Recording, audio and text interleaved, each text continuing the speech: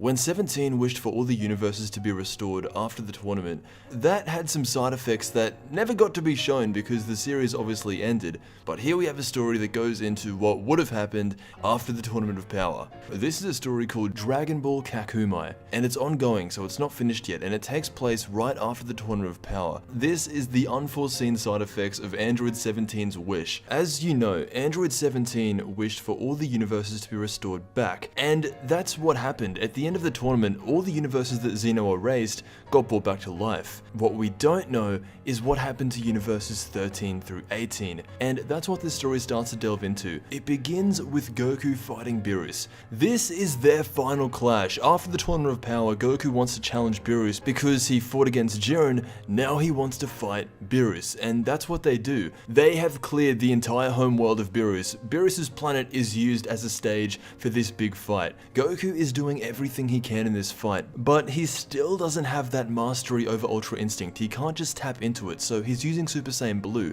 and Super Saiyan Blue alone is not enough to take care of Beerus. And you can see that Goku, as the fight goes on, is thinking to himself that he just can't compete with Beerus as a Super Saiyan Blue. He needs to find a way to use Ultra Instinct somehow. It then cuts over to the Kais, the gods, and the other world, and the damage of this fight is being felt all throughout the universe. Even in the afterlife, it is being felt. So their fight goes on, and this big fight, the rematch of Goku vs Beerus, it's so close, but Beerus still wins. Goku's down here crouched on one knee, and Whis is over here thinking Goku could have won, but he just didn't have the luck on his side. And that's when it happens. Beerus looks at Goku, and Goku looks back with silver eyes. He taps into Ultra Instinct, and their fight is still on. And when Goku reawakens Ultra Instinct, Beerus smiles. He gets excited because now it's his time to do it himself. Beerus taps into Ultra Instinct Beerus, and we have an Ultra Instinct Goku fighting against an Ultra Instinct Beerus. This whole time, Beerus was able to use Ultra Instinct, and he's doing it in his final fight against Goku.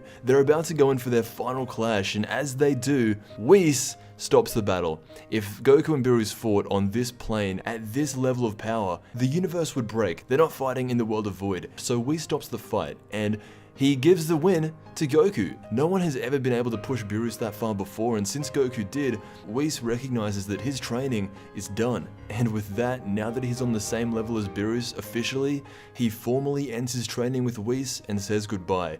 On the complete other side of things, we see Vegeta, and he is on a completely different planet, but this planet has 2,000 times the gravity. He's doing normal Vegeta things where he wants to be stronger than Goku, but that's really not the main point of what's to come next. More than anything, this is a story about the angels, a universal uprising. We get this new scene of the Grand Priest's house. Instead of being at Xeno's house, he's at his own, and this is what it looks like. It's a big palace, and he calls all of his sons, including Whis, to tell them something very important. That wish by 17 to restore every universe in history had some huge repercussions. He goes on to say that billions of years ago there was a nebulous universe, one that existed that would only birth malevolent intent. This evil universe plotted to overthrow Xeno because they thought that a child shouldn't have as much power as he does. And so the Grand Priest stepped in and sealed them away billions of years ago. But now they're back, and this isn't universe 13 through 18.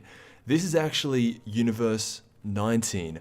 As the Grand Priest is giving away this exposition, out of nowhere, the universe 9 and 10 angel get completely stabbed in the back, and this is the first time we've ever seen an angel injured. It turns out that the gods from universe 19 have been there the whole time, and that's when we see Whis for the first time in history power up in a stance, aura around him, ready to fight. And that is the first chapter of Dragon Ball Kakumei. This story goes in so many different angles. Frieza ends up being the god of destruction for a little while. We get to see malevolent angels. Goku's wrapped up in chains. If you want to keep up with this story, I will leave links down below to read it for yourself. Remember though, it is still ongoing, so it could take a little while for it to all be done. But this story is pretty much what everyone thought the next arc of Dragon Ball would be. The evil angels. Anyway, thank you so much for watching, and I'll see you in the next Dragon Ball video.